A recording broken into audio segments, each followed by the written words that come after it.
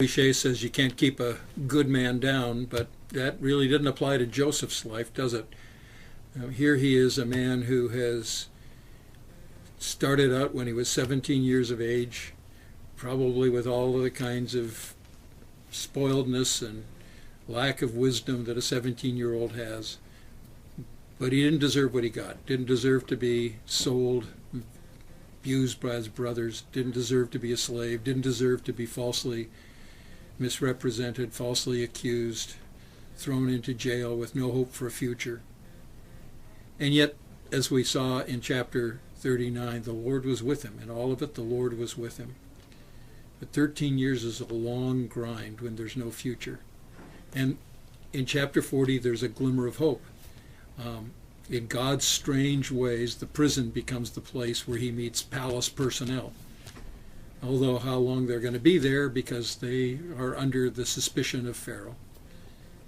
And yet, faithfully serving, and an opportunity comes to be of service to them. He had no idea where it might lead, to help them understand dreams that they had.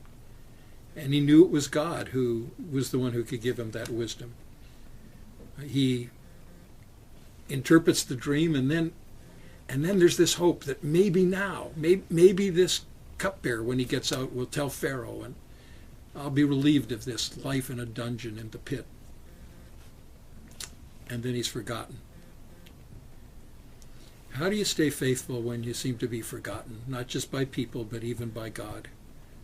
And yet, there's a God-centeredness about Joseph.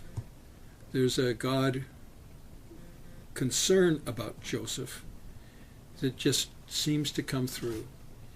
And it's a powerful challenge to us to think that in the worst of places, in the worst of times, God may be not breaking us, but preparing us and using that for something we can't imagine that's in front of us.